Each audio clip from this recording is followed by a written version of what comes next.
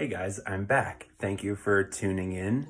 I have a orchid collection update video for you guys today. Just a casual chit-chat video showing off some blooms. I do have some pretty cool stuff in flower right now that I'm excited to show off to you guys. So thanks again for stopping by. Let's get started. Up first here I have a cool Bulbaphyllum to show you guys. I don't have many Bulbaphyllums, so it's not every day that I have one of these in bloom. There is the name for you guys. You might have guessed that it has Bulbaphyllum daisy chain in it. It definitely looks a lot like that parent there. And it just has these really cute little flowers, and they have that weird lip that Bulbaphyllums have. Another thing that's cool about Bulbaphyllums is they have this really wonderful kind of like glossy foliage, which I really love. I wish I could get some more blooms on it. Bulbaphyllums, when they're happy, can have tons and tons of flowers. I actually remember overhearing somebody talking about getting a Bulbaphyllum judged, and they went to go get it checked out, and the judge was like, yeah, you need like double the amount of flowers to even get it judged. And it had a lot of flowers on it, but Bulbaphyllums are just capable of producing such magnificent displays when they're grown really well. So the standards for judging them, I guess, are pretty high for bloom count. So I wish I could get more than 1 or 2 flowers at a time on this, but it was pretty small. It's only recently that it's really taken off and has this many growths on it. So hopefully in the future, I'll get more flowers on it. And the flower doesn't smell terrible. It doesn't smell good. It has a faint kind of fishy smell, I guess, but it's not offensive. You have to get really close to it to even smell it. Pretty happy to have it. Cool little Bulbaphyllum. Up next, we have a new face here in my collection. I bought a Habenaria orchid. This is my first Habenaria. It's called Rhodochella Pink, but I heard recently that the Rhodochella Pink was actually given its own species name. It's like Erickson Mellii or something like that. So I just wanted to mention that to you in case you're looking to buy one of these or learn more about them. Yeah, it's just this really odd looking semi-terrestrial orchid, and I found this at a local kind of greenhouse. I'm friends with a greenhouse nursery owner who gets some really cool stuff sometimes, and she had these for sale. The foliage kind of has a cool little mottling to it, and it's got a nice kind of spicy fragrance. But yeah, it's really cool. I'm excited to have it. They're kind of tricky to care for. They need a pretty distinct rest. They die back like pretty much entirely, like just to the root. So I have to learn a bit more about that. If you grow Habenarias, let me know how they do for you, but I'm just really stoked to have this, and I'll talk more about them in future videos as I learn more about them. Back here is my LC Veru Star Trek, which I won't spend too much time talking about because it's been in bloom for a while now. I think I talked about it in my last kind of bloom update video. Blooms pretty regularly off of like every new growth, and it had kind of 2 back-to-back growths. Up next, I've got another new face here. This is a Tulumia Kalapana Red is the name of it. And I'm pretty excited. Between this and the Habenaria, I have 2 completely new genus orchids that I've never tried before. So that's pretty cool, and I'm excited to have this one. Tulumnias are, I guess, considered part of the Oncidium Alliance. You want to keep them nice and bright and pretty dry. They are definitely one of those orchids that need to be like distinctly dry, like give them like a hard dry between waterings. There's some orchids where they like to dry out between waterings, but as soon as they're dry, they're pretty much ready for more water. This is one that you want to let it dry, and then you want to let it stay dry for like a couple days. And of course, that's going to vary a bit depending on your growing conditions. If you have really low humidity, you know, it's going to dry out faster and you might want to water a bit more often. The point being is that they like to dry out pretty thoroughly between waterings. This one is just grown on wine corks right now. I might drop some bark in there. Definitely lots of airflow, not too much water. Keep them nice and bright too. You want to see a bit of that reddish tinge on the foliage. Other than that, they're pretty cool and pretty easy. And here is my cute little Miltonia Sunset. I think we're all familiar with this orchid. It's pretty famous. Keep your eye out at big box stores. You might get lucky and find one of these. You can't beat those flowers. It's so beautiful. They're a bit finicky. Mine grows okay, but I can never manage to get more than a couple flowers at a time. The plant's still kind of young. It has some growing to do. Hopefully I can grow it out a little bit better. I would really love to see this with multiple spikes and multiple flowers. I think that would be great. Up next here is a beautiful Dendrobium. I don't know the ID offhand, but there is a name for this. In the camera right now, it's showing up a bit more pink, but the flowers are actually quite blue looking. Lots and lots of buds. These things can just bloom their heads off when they're really happy. They're just incredible. Look at that.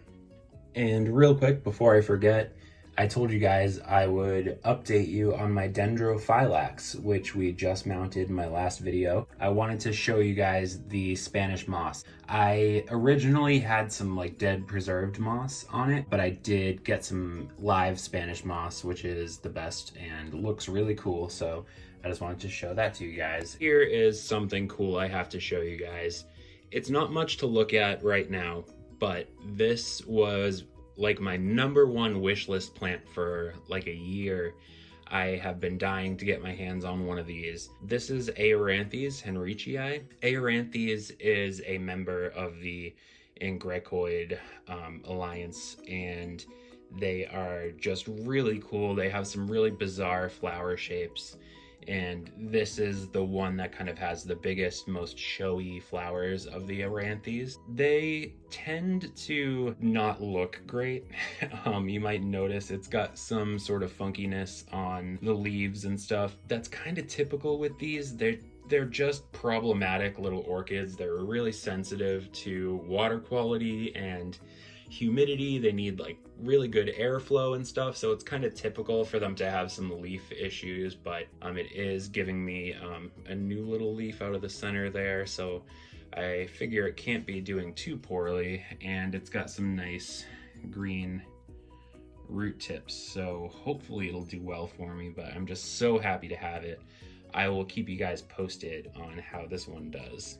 Up next, way in the back of my grow shelves here, is one of my favorite orchid fragrances. This is BLC Hawaii Stars Pink Lace. I really ought to pull this out and put it in the front of the shelf so I can appreciate the fragrance, but the fragrance is pretty strong. I can usually smell it anyway, no matter where it is. The flowers are pretty, but that's not really why I grow it. It's definitely for the fragrance, and it smells a lot like Walkeriana, which is also one of my favorite orchids and favorite orchid fragrances.